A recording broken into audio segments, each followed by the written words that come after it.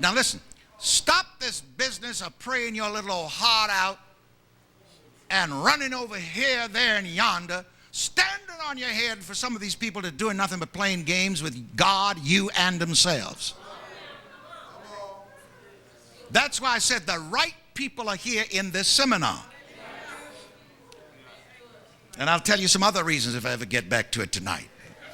I guess this is why I needed to be here for 3 sessions. Now, where was I? On the edge of the ledge. Now, tell me about some of the other subjects I had going here. Huh?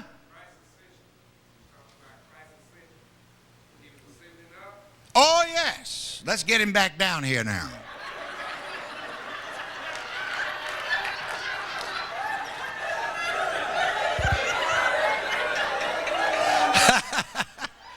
Let me hear you say, thy kingdom, thy will, where? So this lovely cathedral, this beautiful lectern began in heaven as an idea. And then it began to descend into the plan stage, into the purpose stage. And you see, when the Bible says ascend and descend, you need to understand also that it is talking about the vibratory rate of ideas and atoms.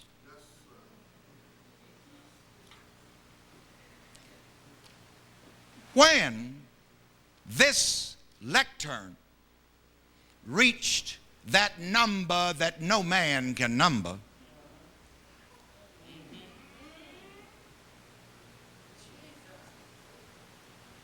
on the other side of that cloud it became visible as it was seen in heaven. Now, Jesus and the apostles and some other people that we read about in the Bible also, they understood that science. This is why the apostle or the deacon or whoever he was that preached to the Ethiopian eunuch, Philip, after his speech to him and after he baptized him, it says the Spirit caught him up. You know what that really means? He had learned the spiritual self-mastery of how to speed up the atoms of his body to the point of invisibility. He, as Earth, Wind, and Fire sang years ago, he had learned how to travel at the speed of thought. And when he got to his next appointment that the Spirit had for him, he simply slowed down the vibrations, the cycles per second of his material body, and it came into visibility again. Yes, sir. Yes. Thoughts are always becoming things. Say that. Thoughts are always becoming things.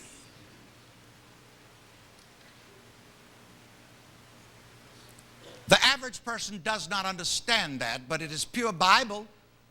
Oh, yes, and I had this thing going about the people on the road to Emmaus meeting Jesus. Yeah, I knew I had something else going. Right after the crucifixion and the resurrection, and the Bible says in the King James translation, suddenly Jesus himself drew near, letting you know it was nobody else. It was who? Jesus himself. Not a ghost. Not a spook.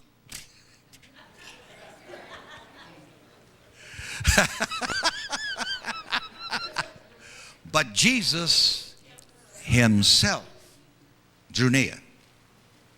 And he walked along with them and he talked with them, and they were so sad. You see, it's just like some Christians today and talking about, see how they done my Lord. There is that part of the church that has never gotten past the cross. Now, there is nothing wrong with the cross. The song says, at the cross where I first saw the light and the burden of my heart rolled away. Now you need to roll on.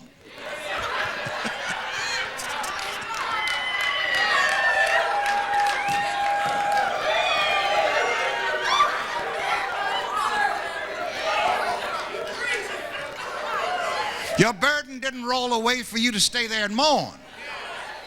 It's thinking about, see how they done my Lord. That's what they were doing on the Emmaus Road. And they were so full of the consciousness of death and grief that their eyes were holden. They couldn't see him for the grief. They couldn't get away from, well, you must be a stranger around here if you don't know why we sad.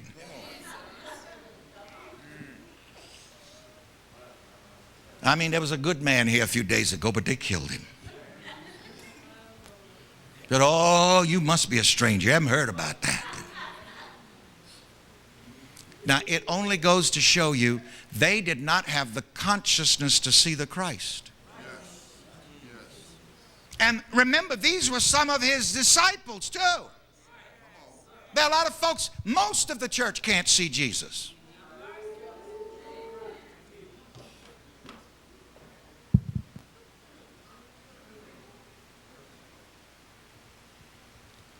All of the events that happened in the life of Jesus must happen in the life of the believer. But don't get stuck at any one point. Don't put God on hold at the cross. Yes, go to the cross and get your sins crossed out. Get your poverty crossed out. Get your sickness crossed out. Get your worry crossed out. Get the devil crossed out. You see, some folks stuck there on the devil.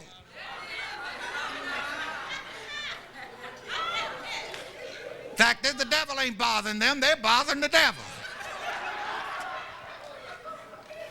I like to tell that story about the devil sitting on the curb outside the church crying, just weeping his heart out. And the devil cried so pitifully until one of the members just finally just had to go over there and said, devil, how come you crying like that so pitifully? The devil said, the people in that church, they're just lying on me.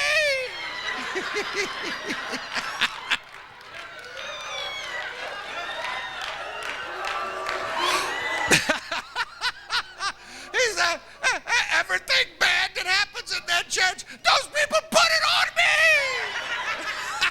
He said, no, I'm not the best fella, but I don't bother those people all the time.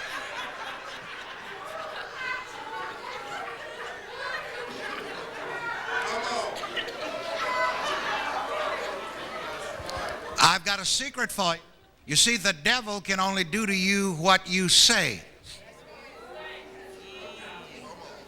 And when you sing that old silly song about Satan's on my track, trying to turn me back, it's you that's putting him on your track.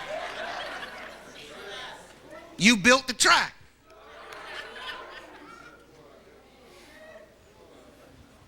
Oh yeah, I have to tell my old monster story. Help me remember wherever else I was going. A lady had a nightmare where this old ugly monster was chasing her.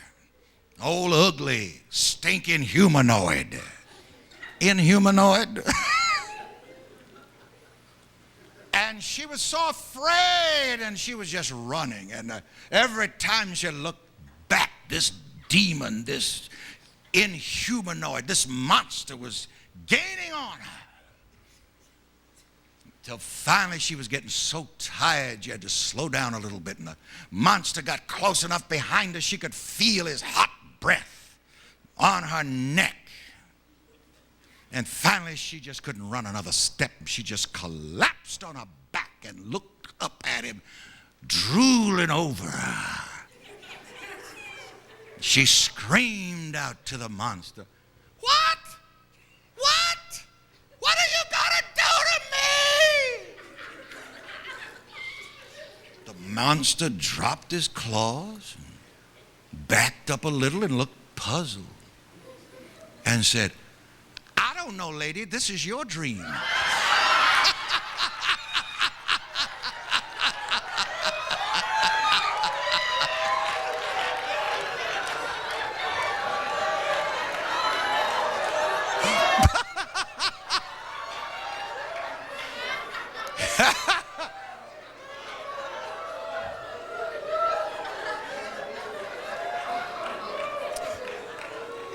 This is your dream. My experience of life is my dream. Let's hear it. My experience of life is my dream. It only goes to show you that even the devil doesn't know what he's going to do to you. He's going to do to you just what you testify. He's going to do to you whatever you accuse him of. You see, because the truth is the devil is you.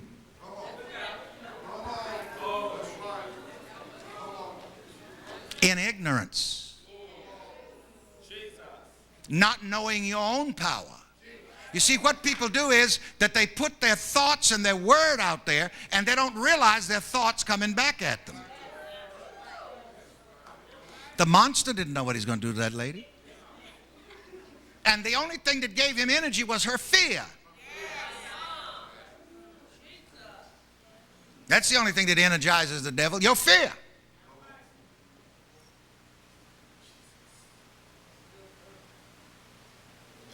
So stop fearing the devil. The devil doesn't know what he's going to do to you. So stop telling him what to do to you. The devil takes orders from you. Oh boy.